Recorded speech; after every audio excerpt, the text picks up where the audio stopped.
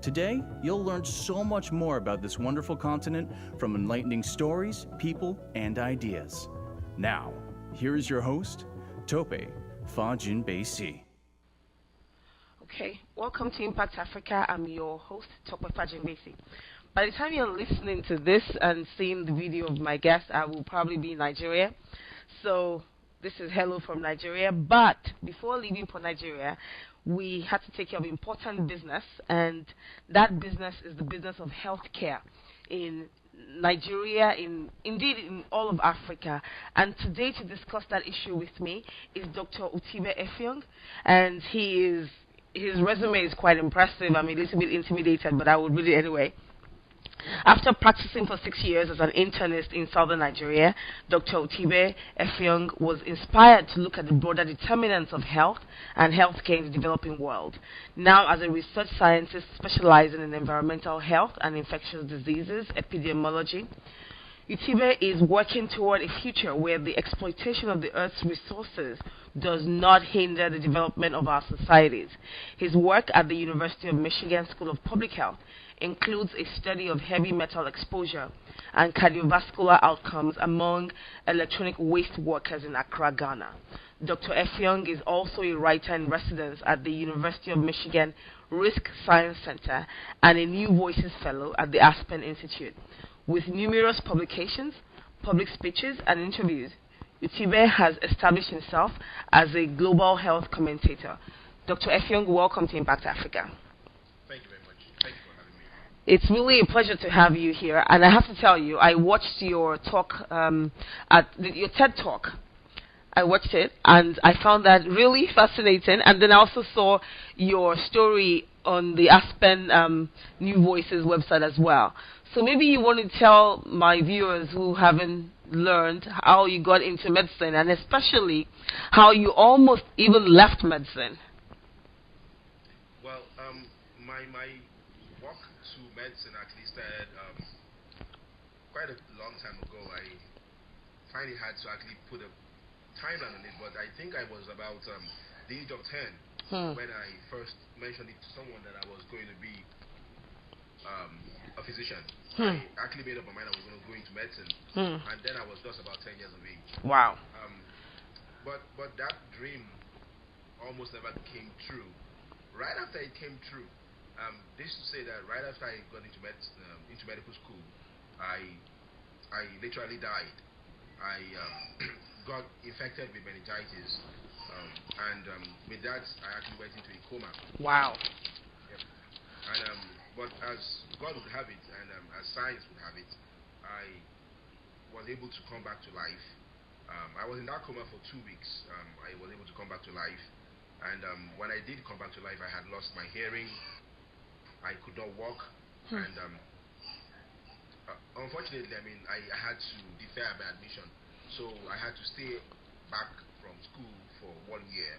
After which I was able to get back into medical school. You know, that's very interesting, and I see, for people who are not Nigerian, they might not understand this, but this is you being extremely, extremely lucky, because to get into medical school in Nigeria is hard. Then you get in, and then you have to defer the admission, and you have the opportunity to come back. If I wasn't, looking at you right now, and talking to you, I would have said, how can that even be? Like, how did they even wait for you? Well, it was really lucky for me. Interestingly, I may not even have been able to defer the admission if not for something that happened about a week before I became really ill and I went to a coma. My dad had come after he had borrowed the money from who knows where for my admission. That was to pay the school fees, and so he gave me the money to pay the school fees. But because I was ill, I didn't take the money. I didn't pay the fees, and so I had the money kept somewhere in my mom's bedroom. And when I went into a coma, got out of the coma, and then we started talking about getting the admission deferred, the school asked for some kind of commitment, pay the school fees first, and then you can defer the admission. And so luckily that money was still hidden in my mom's bedroom, and I went told my dad that money was there, and yeah, we were glad we were able to pay that fee at that time, and therefore we are given the chance to defer the admission. And I have to say, honestly, congratulations. And how long ago did you finish medical school? That's quite a while, 8 years now. So I finished medical school 2006. Did the required internship for 1 year. Went on what is more like the Peace Corps, the National Youth Service Corps. Yes. 1 year. Then went into residency, did internal medicine residency for 3 years. After which I became board certified in internal medicine, and then did cardiology fellowship for about 9 months. After that, I had the opportunity to come over to the States and do a degree in public health, and I did my master's degree in public health. Finished that about 6-7 months now, and since then I've been working in research at the University of Michigan School of Public Health. Fantastic. Well, I think this is the way to go, but let me ask you, you were lucky, you cheated death essentially, and you lost your hearing, but now you can hear. How did that come back? Well, it happens that with meningitis, one of the complications of meningitis is hearing loss. It happens in the few who survive would have such complications, and usually it's what we call a sensorineural hearing loss, and so that means it affects the nerves. So as we know, the nerves are not like permanently damaged; they're kind of on, by what happens, and so over time, and it does take a lot of time, the nerves tend to recover. But this is like the lucky part of it, and then that hearing loss sometimes is not complete. I mean, the recovery itself is not very complete. But I think I have rather been lucky. Wow, I am really so glad to hear you, to speak with you, and to hear, because every time we talk about African healthcare systems, it's always, nobody comes back and says, oh, I lost my hearing, I got it back, or I went to the coma and I came back. It's always, everything going downhill. But to hear somebody who was in the system, who was in Africa, and, got well, and is now using, some of the things you gain to go to help the society, I think that's like really awesome. So let me ask you about some of the work that you're doing in Michigan. You're doing some work with the Ghanaian workers. Can you tell us a little bit about that? Right. So with the Ghanaian people, we're looking at electronic waste, and so electronic waste is one of those things that Africans have been unlucky to be involved with, because these are very toxic stuffs. You have metals like gold, like mercury, like lead, cadmium, and stuff like that. Now we know that these metals, when they are burnt up, can actually lead to systemic damages such as cardiovascular disease, with the heart and blood vessels being affected. They could actually cause respiratory illnesses. They could cause, of course, skin illnesses and things like that. And so we're interested in looking at these folks who actually basically just take up these electronic waste, such as like computers or televisions or telephones or refrigerators and things like that. The scrap metals, as we call them, and they kind of try to salvage these metals by burning up the waste, like the TVs and the computers themselves. They burn those things off, salvage those metals, and get about whatever they want to get out of them. Now, in the course of doing that, of course, they burn some of these metals up and they inhale some of these things, and often they begin to come down with bad health. So we would like to establish in Africa, and starting with Ghana, if this is actually the case, in the African population, and if we can actually establish that there is something wrong with this thing, we can actually say, okay, let's get some policies directed at having better ways of handling these electronic waste, maybe even stopping them from even coming into our shores in the first place. Wow, I'm like, you should be able to see my face right now. I'm terrified to think that some of these things, being exposed to some of this waste, which, I'm just thinking about, I grew up in Lagos, and there are some parts of Lagos that you want to get scrap metal, waste of any kind, you would get it, and these people are exposed to it day in, day out, and if this is a health hazard, then we are in trouble. True. And so we don't seem to realize that. So in Lagos, where I grew up in Lagos, we have the computer village, and this place in Ghana is very much like the computer village in Lagos, and they do basically the same thing. And I wonder if the computer village in Lagos is not even bigger than this in Ghana. But of course, that's speculation. But in any case, the fact remains that people in Nigeria, people in Ghana, and people everywhere in Africa are exposed to so many environmental toxicants that we know very little about. What still, we do not actually appreciate the fact that these exposures are going on, and we don't have policies to actually stop these things from going on.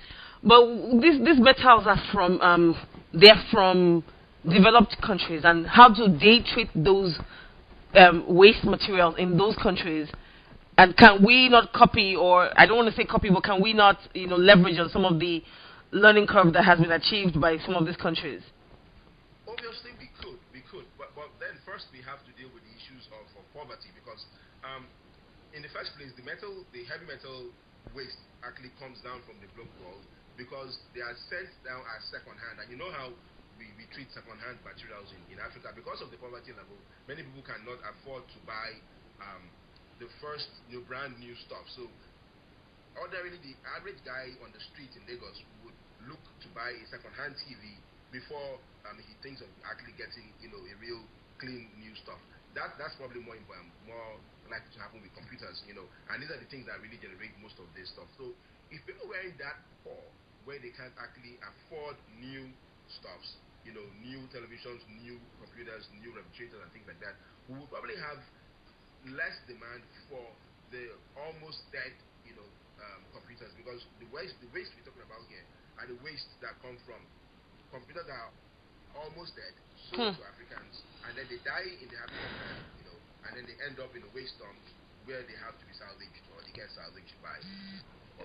This is really this is difficult, because I think that you're right. You hit the nail on the head. To get this problem solved, I cannot imagine telling somebody in Lagos that they cannot buy a second-hand product because there's a health hazard of some sort that they cannot prove, that they cannot see right now.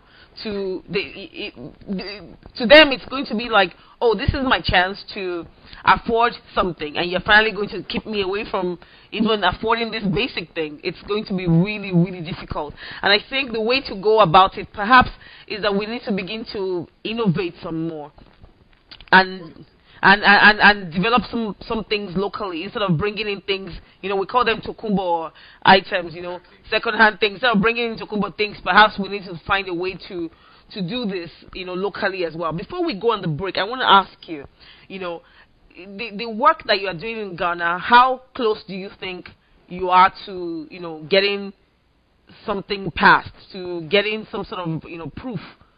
Do you? Well, our work in Ghana right now is at this early stage. We have the data in, and we're analyzing that data. We would soon be putting out the paper to that effect. But the truth of the matter is, it's not new. It's not new information. This work has been done and replicated in places like China. It's been done in Europe. It's been done here in the US.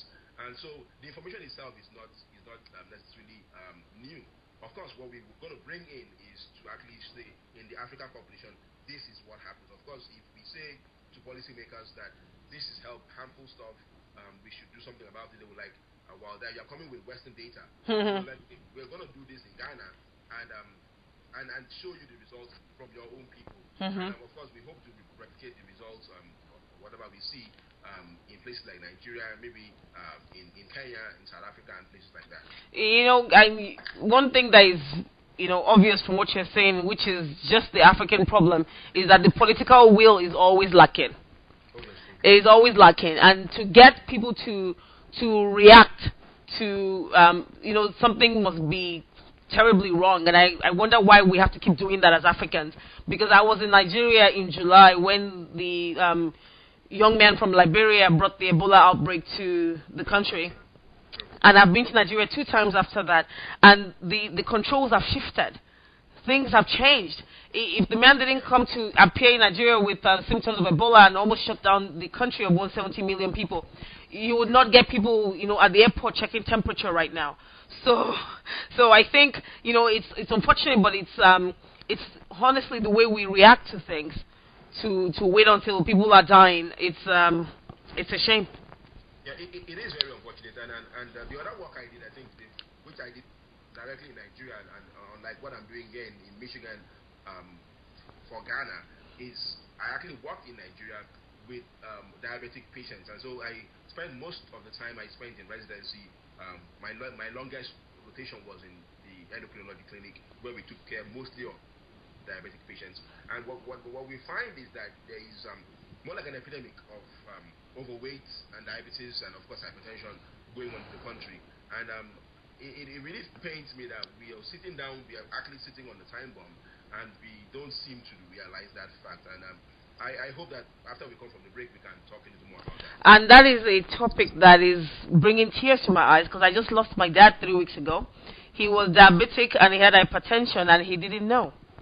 He didn't know. So he suffered a stroke and he's dead now.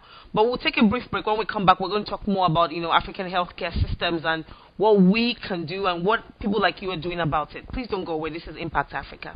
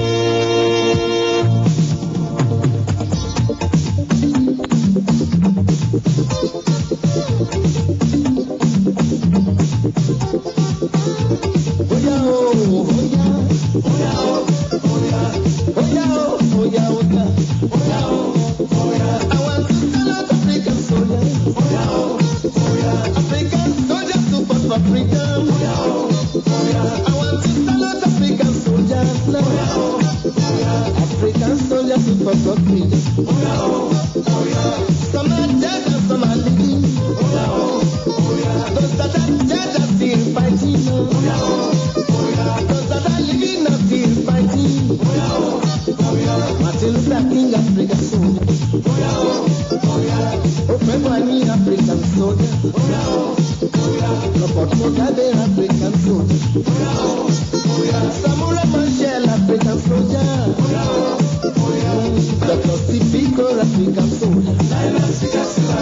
Augustino Nieto, African soldier. Second to rare African soldier. Julius Nyerere, African soldier. Oba Kessler, African soldier.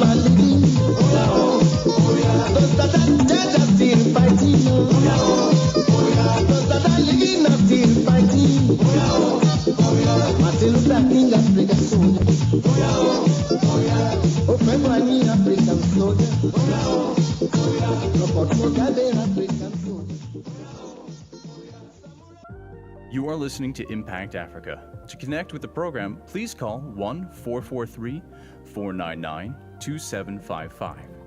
That's 1-443-499-2755. You may also send an email to info@impactafricaonline.com or tweet @UImpactAfrica. Now, back to our show. Back in business. Welcome back to Impact Africa, and I still have Dr. Effiong joining me from Michigan, and I'm being joined by another guest, Ms. Kumba Daffeh. She is the COO of the Kick Ebola Out of Africa Foundation, based out of Virginia, and they're doing some wonderful work trying to help the country of Sierra Leone and indeed all of West Africa that is battling the Ebola outbreak. Kumba, welcome to Impact Africa. Well, thank you so much for having me, Tope. Thank you so much. We were talking before the break. Dr. Effiong and I were talking about a very, very hot topic, one that is very close to my heart, that is making me extremely emotional. He was talking about diabetes and the epidemic that is being in Nigeria and indeed perhaps all of Africa. So I'm going to let him finish that thought, and then I'm going to come to you and talk about some of the work you're doing on Ebola. Dr. Effiong. Yeah, so I was talking about diabetes and what's becoming more like an epidemic here in Africa and in Nigeria in particular. What's making it even worse is the fact that we don't have data on how much diabetes we have, who has what and what type, who has hypertension, and exactly what are we doing about this. And so if we don't know exactly what the scale of the problem is, how do we actually begin to handle it? We actually do see patients one-on-one, and talk to them and do the best we can to, help them control their disease. But it's usually not enough when you deal with diseases on a one-on-one basis. The public health aspect of it is so much important because that emphasizes prevention. And of course, it's talking about healthcare in numbers. And so I think first to even begin to handle this epidemic of diabetes, we need to start talking about numbers. We need to talk about real research and government funding of research. So a lot still goes back to government and governance, and getting the right things done. And lack of political will. And I also think there's some cultural issues here because, I might be biased, but it's you look at a country like Nigeria. My dad, he was an engineer, and I looked at him. I went home in August. I looked at him, and he looked sick. And I said, you don't look okay. He said, oh, I think it's malaria. And then I called him the next 2 weeks, and he still sounded bad. He had a cough. I said, you still don't sound well. He said, oh, I heard it's typhoid. I said, who said so? He said, oh, some people here. We literally had an argument for him to get to the hospital. to get checked out, and it was when he got there that he found out his cholesterol level was high, he was hypertensive, and he had diabetes, and eventually 3 months after he was dead. And this is happening over and over and over. And I think that sometimes is the our culture of not wanting to go to the hospital, and also maybe some cultural barriers. And perhaps, Kumba, you might have had an experience with this as you're trying to work with people in Sierra Leone.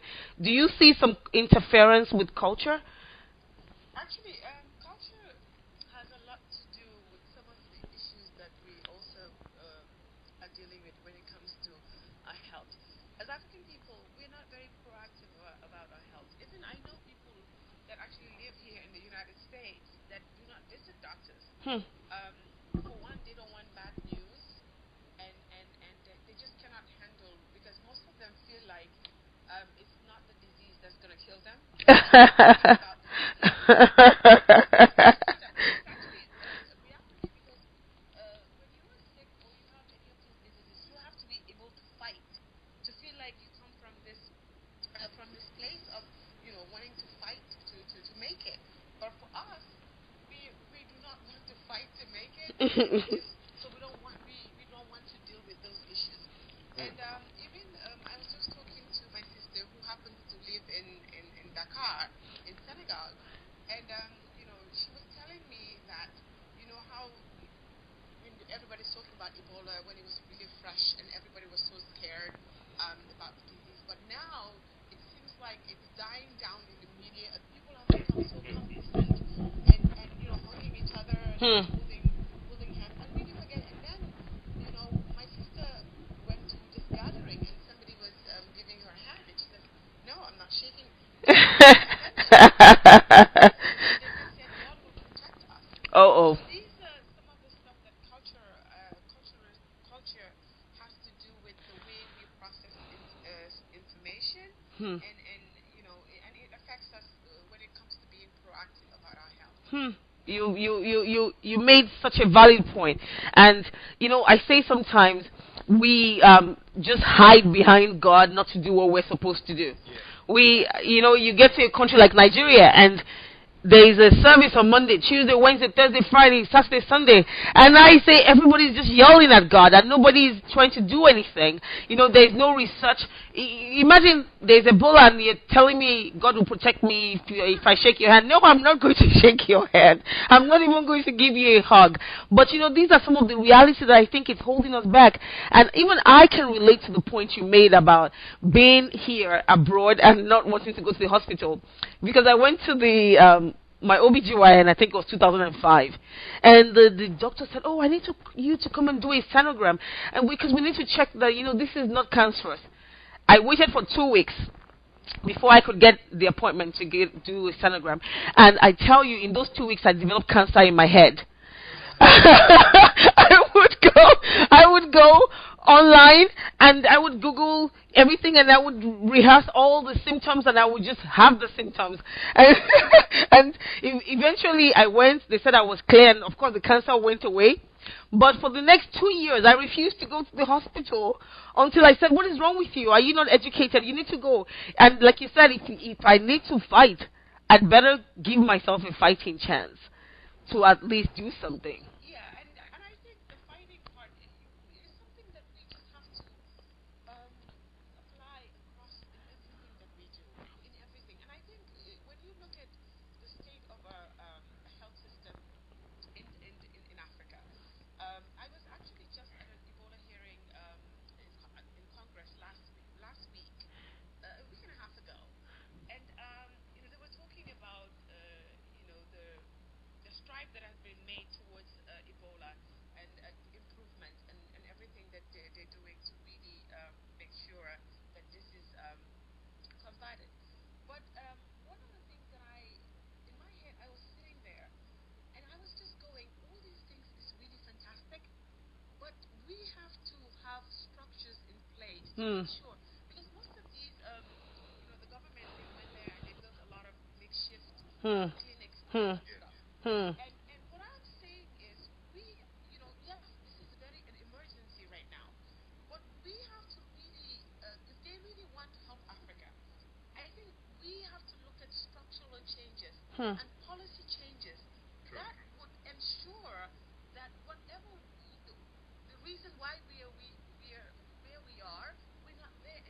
Hmm. And I think that's what we don't tackle. We always use this band-aid approach to everything. Hmm. Just put a band-aid on it, Mhm. and then let it just, hopefully it will heal, and then, and then it goes away. But you're not dealing with the underlying issue Mm. that is really affecting the Mm. health systems in Africa. Mm. And we need to change the infrastructure and also the structures of how things are done. Hmm. That's a very big issue. And I'm going to let Dr. Effiong, say a word about that because you are in the system here, and you probably experience some of this frustration that she's talking about. How can these people, as we like to call them, help Africa? Yeah. And is this the right way to help? Because we know about this band-aid thing. We know. And I don't even agree that Ebola is being curbed. Right now, they're talking about north of 16,000 new cases. I think what is happening is that there's no Ebola in Britain, there's no Ebola in Germany, there's no Ebola in the USA, but there's Ebola in Sierra Leone, in Guinea, and Liberia. Still. In Mali now. Yeah. And Yeah. Mali. Yeah. Yeah. So yeah, I mean, it's a very good point to raise here. I mean, how exactly can the West help Africa if there's anything like helping Africa? Hmm. Well, before I take on that, let me just say what I think about the nature of people, the cultural things that come into play when people do not seek healthcare. I think three things are involved: religion, Hmm. education, Hmm. and poverty. Hmm. Now, for many people, like you rightly said, we focus so much on God and we forget the things we are supposed to do for ourselves, Hmm. and we let religion blind us. And I think the reason is because, I mean, that's where we find hope.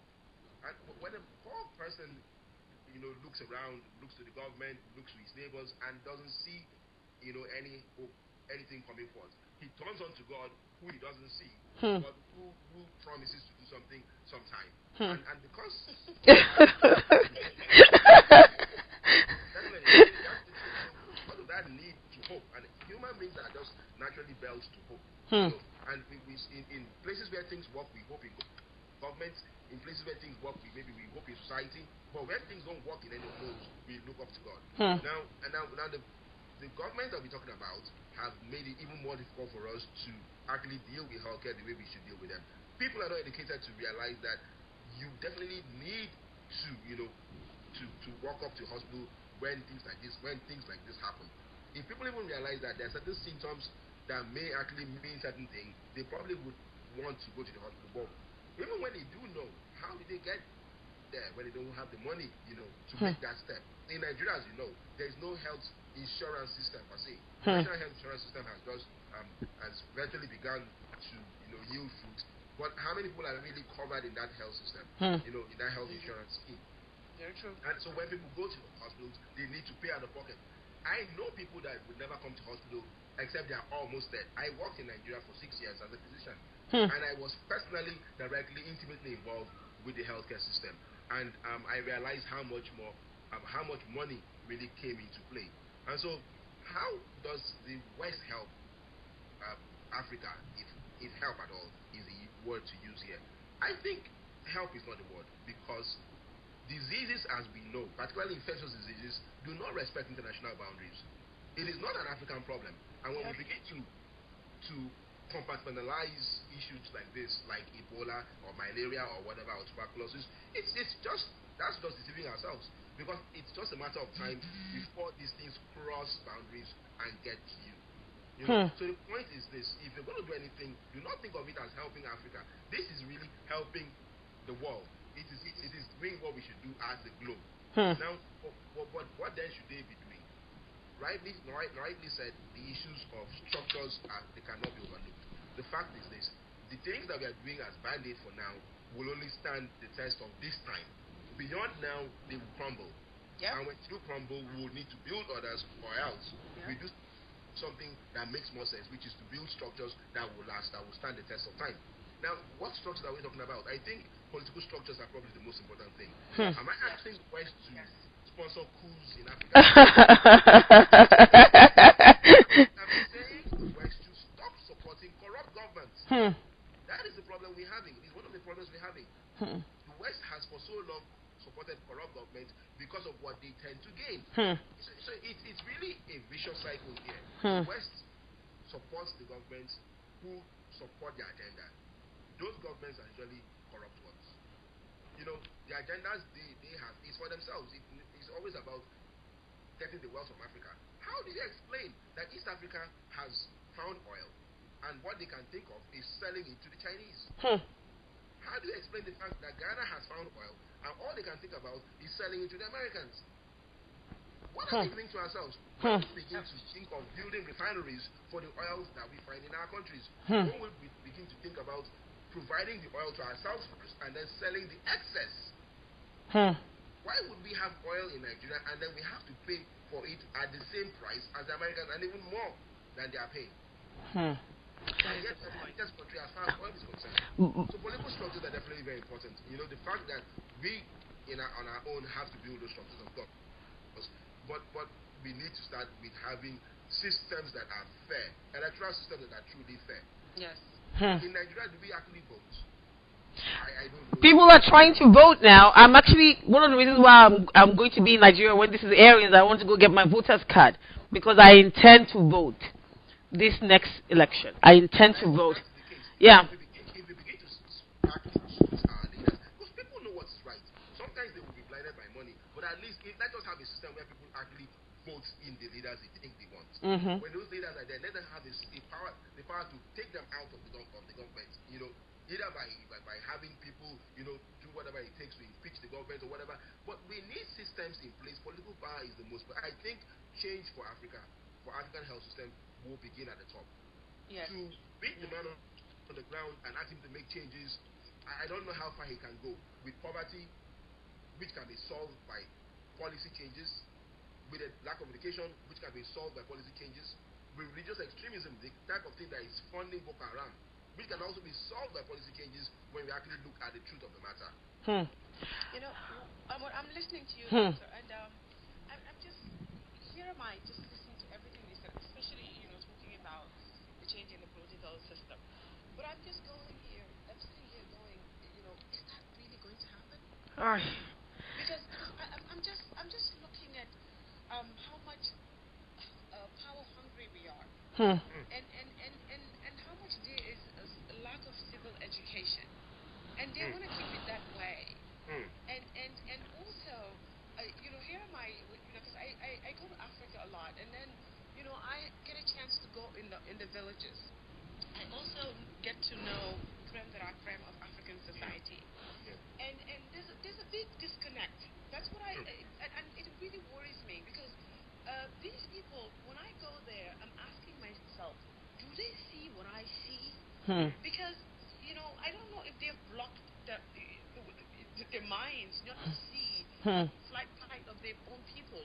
I mean, you will have a minister or somebody who's responsible for either agriculture or for the welfare, children's welfare, and these people see all these kids on the street, and for me, it's just like there have been a lot of funding for years and years, whether in the health sector, whether in human resources, but still we tend to absorb all these as a sponge, but nothing happens in terms of in the lives of the people that these are supposed to help.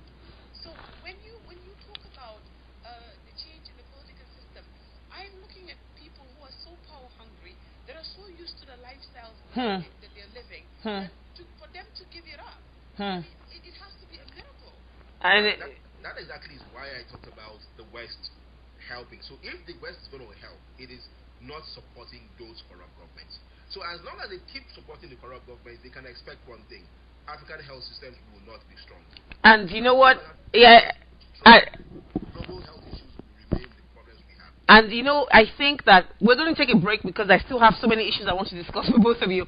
But I think that some people are benefiting from these weak systems, even on the Western side.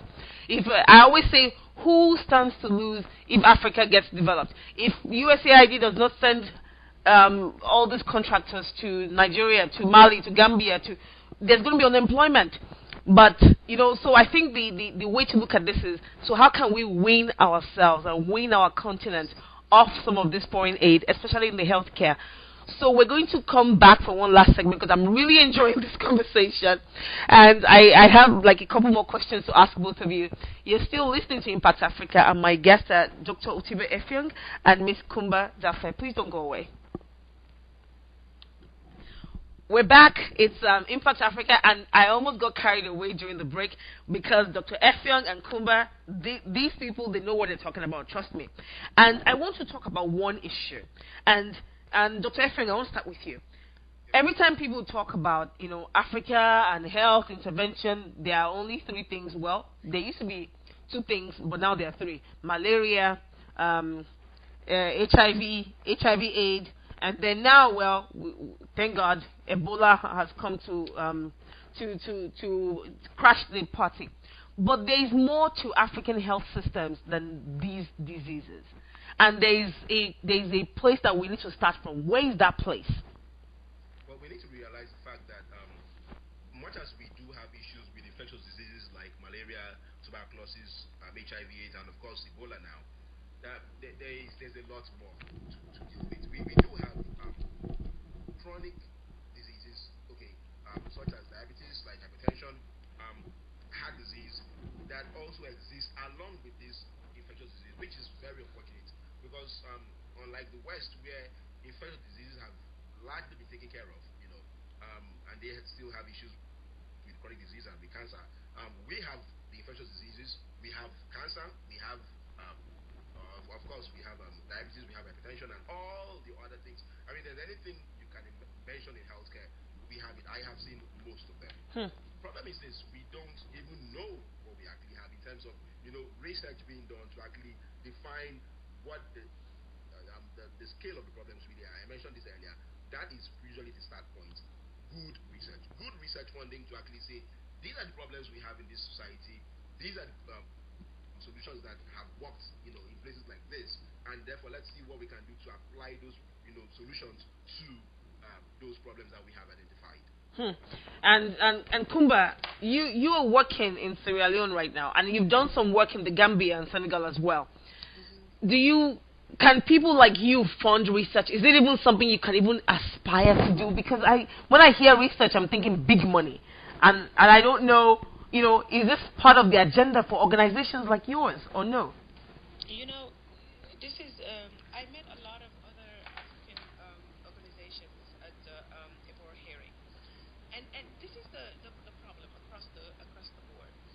There's a lot of Africans that live in the diaspora, that live in the West, that would like to make an impact in Africa, using some of the knowledge that they have gained in this country to see how they could leverage that and help their own people. But what most of these organizations are having problem with is getting funding. If you are from this end, it's a little bit difficult to really get the funding from the government, USAID, and all that stuff. But they will give it to the people on the ground. So I think we need to start looking at, how people, Africans outside of Africa, that have something to bring back to Africa, and how we can do that. Because I believe, Tope, that Africa's problem has to be solved by the African people. I mean, I am a big believer, because what incentive do people really have to really help you? You have to really, I mean, there's this saying in Wolof that says, before somebody helps you, they have to find you there already in dealing with the issue, and they can come and by you understanding what the issue is, so that you'll be able to communicate that issue and figure out what kind of help you need. Because if you really look at it, most of these health systems, some of them don't even know what they really need. As Dr. was saying, I mean, people just do not know even these diseases that they have. Exactly. So we have to be, as Africans, try to put our heads together, our efforts together, to try to see how we can rally together and help our continent. Another issue that happens is, if you're an African in the West, and also going back home to really help, the system doesn't accept you as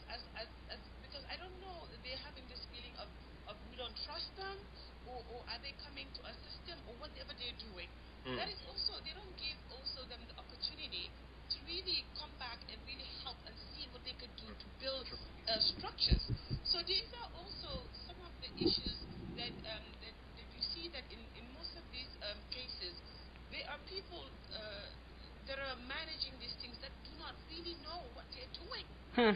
And they are just doing it and do not even want help from even another person who's African wants to come and help. And These are some of the issues that are really major problems. And let me tell you, if you are an African organization, let's say the Cure Foundation, you come and said, okay, we're the Cure Foundation, we're Africans coming and helping Africa.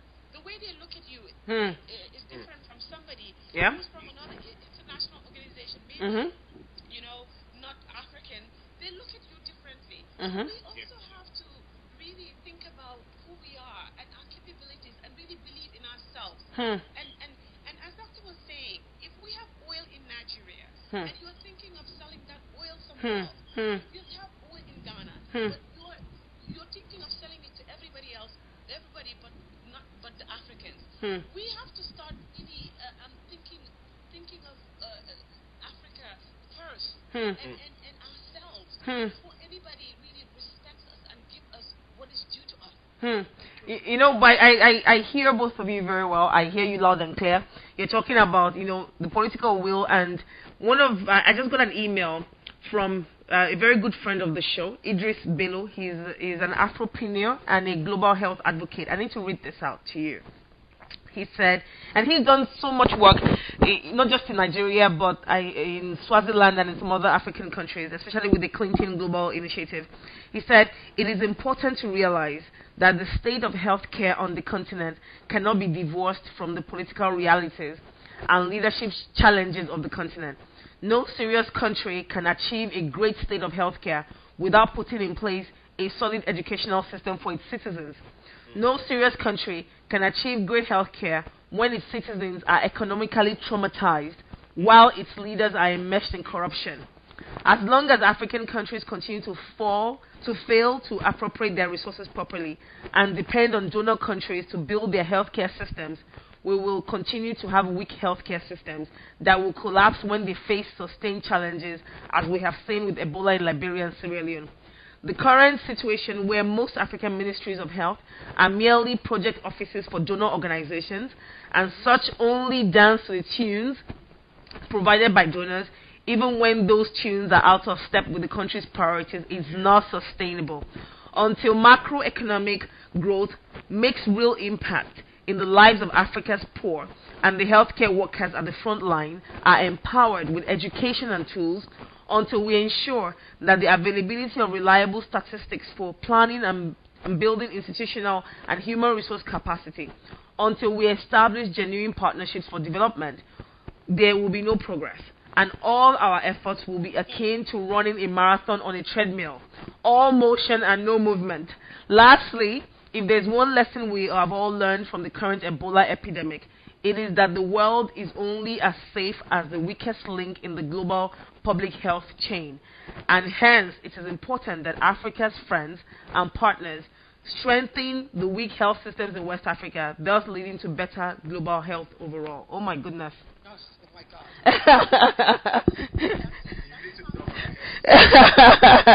Yeah, this is what we've been discussing, and because I like to make sure this show prefers solutions, I'm going to make sure that we then discuss what are the solutions we can do. What can we do in our own little corner, in our own capacity? Because I know these problems are huge. It is, take Nigeria for example. And Nigeria, I keep referring back to Nigeria, not just because that's where I'm from, but because 1 in 5 Africans is Nigerian. So, hey, we're many. But if you look at Nigeria, it is just overwhelming. But somehow, there are organizations that are trying to carve a niche to do something. So, I want to start from you, Dr. Effiong. What solution do you see in the immediate future that we, any African in diaspora who is listening to this can say, you know what, I can line up behind this and I can do this? Right. So 2 things I see. One is information or education, if you want to call it that way, and second is collaboration. So as far as information, I would think what you're doing right now, a radio show, is just wonderful. I think that's the case because the poor African man, and I relate to the poor African man because I was there. I could as well say I am still there. No, you're not. Yeah, it's true. That's where my roots are. And so I know I'm not lost because I know where I come from and I know what it feels to be in those shoes.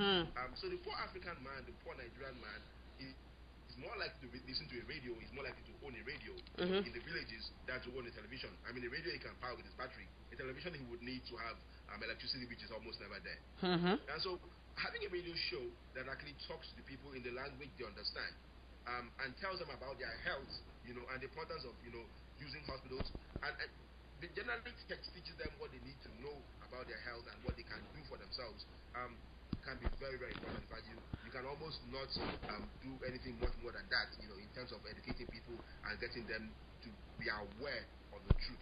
Not just the truth about their health, but the truth about the politics that controls their lives. Because just like Afia mentioned earlier on, it's almost as if people are blind to the realities that they actually live in. People need to become aware of what those realities really are, and that's what information can do. Secondly, collaboration. So like we mentioned, there's this disconnect between Africans in Africa and Africans in diaspora, and particularly when you want to perform projects or carry out research and things like that. I think the University of Michigan has been very successful at collaborating, and that is what even got us into Ghana in the first place, where we're actually doing this project to be studying. And so collaboration is very, very important. The fact that we need to call on those friendships that we have. We all come from Africa. We still have family there. We have friends there. We can actually start with those people we know to reach out to those people that we don't know. And so we can actually move our agenda of collaboration, of research, of projects, of aid or whatever it is, forward by making those collaborations and making those partnerships and building them stronger. On the ground, we can actually work with people to inform them, create awareness about their health care, their health, and of course the political system in which they live in, and the changes that they can make as the people on the ground. Fantastic. And I think I feel happy that you mentioned information, which is what exactly this show is trying to do. To see, to when I hear people like you and people like Kumba and other guests that have been on this show, I get inspired and I get, I feel encouraged that there's change coming and there's change possible. So I think that's really, really critical. And also, of course, the awareness. And I think staying true and connected to our roots is very critical. It's very important that we stay connected to these roots. Because, if you want to, we have colonial mentality in Africa, for sure. But even if you wanted to help and you didn't even know the people you're trying to help, the colonial mentality is the least of your problems, because they are even looking at you like, who are you? You're a coconut. You are black on the outside, but you're even white on the inside. So they don't even know where to put you. So I think it's very critical that we, continue to stay connected. So I want to go to Kumba. Kumba, what is it that you think that we can do? Anybody who is listening to this, what can they do? When we know better, we do better. And in just listening to that, education. I mean, there has to be a lot of emphasis on educating ourselves and educating our mind to have a different view and ideology about how we see ourselves. And also, just to know that when you know better, when you know better, you do better. But also that not only are you trying to make a difference in your life, but also make a difference in the lives of others. We have to look at things as a community and see how we can impact lives in whatever we're doing. If you look at the Kiyok Foundation, which is a foundation here in the Washington, D.C. area, we got 6 Africans from different African countries. I've been advocating for Africans, especially Africans in high positions, to come together to try to see what they can do, especially in positions that really, they're very impactful here in the United States, to try to use those positions and leverage it and see what they can do for the continent, whether it's education, whether it's know-how, whether through resources, through the companies that they work with. So trying to tap on our resources here to be able to, the collaboration that the doctor was just talking about. I think I talked to you about collaboration yesterday. Yes. I mean, we have to be able to take opportunity of collaboration. I mean, because it is very, very important, and putting our minds and our heads together to come up with solutions, I think, is something that we should not take lightly in Africa. And all the African countries that are actually really trying to make it, they are those African countries that are tapping into their diaspora and really reaching out to their diaspora for the diaspora to come and really help them. Because if you really look at it, remittances account for a lot of money that is coming in Africa. So that really should tell you that we, the diasporans, are very, very important. Not only to send money back home, but also to really help those people that we're sending money to use it in a way where it's going to benefit not only them, but also benefit society as a whole. So for me, I think that is what we need to do. Post education, really to educate our people, and for them to really know the choices that they have in their lives and the political system, and know that this is not right, this is wrong, and what do we need to do for society as a whole, but not just me as a person or having an account in Swiss bank. Big house somewhere we have to really start taking our responsibilities that we're given very, very seriously. And also, African citizens need to start also holding their leaders accountable for what they're given. So these are all the stuff, but it's through education and really knowing what your rights are. So the collaboration and really education and trying to know better, to do better. And this cuts across every single sector of our economy. And I was talking to a doctor friend of mine a couple months ago, and because our foundation's work is basically in education, primary education, that's where United for Kids Foundation continues to work. And she was trying to tell me that, we should do more in healthcare, because healthcare is a worse sector than the education. I said, no. If people are not educated, if they don't have good teachers, if they don't even know how to add, if they don't even know how to spell, then we're never going to get good doctors. We're never going to get, anything out of it. So we better start to attack the issues from elementary education.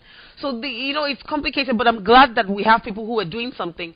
Who, I'm proud of both of you who are on the show today, who are saying, okay, yes, you could stay back in D.C. and in Virginia and in Michigan and sit down here. Well, but you're choosing to go back and give to the continent. And I'm hoping that, people listen to you and they also decide, what can I do to impact Africa today? That is the question that I'm hoping that people are going to ask themselves once they listen to both of you. And I want to thank you so much for spending your evening with me today. Thank you very much. And I'm hoping that people will be inspired when they listen to this on Sunday, and that you'll both be back on the show. Kumba, you will be a member of Impact Africa, I'm hoping, very soon. And when next Dr. Effiong is in DC area, I hope he will come say hello. Yes. Thank you so much for listening today, and I hope that you continue to tune into Impact Africa, and you continue to do something to impact Africa every single day, because we have to know where we're coming from. There's a Yoruba proverb that says that a river that forgets its source will dry up. So we cannot forget our source. We have to go back to where we're from and make sure that we don't dry up. Good morning, America, and good afternoon in Africa. Hope to see you when I get back next week. Thank you.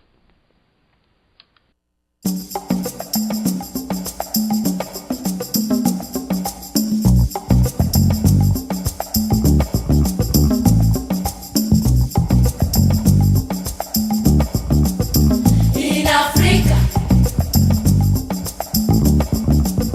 my Africa, beautiful ray shining across the sky.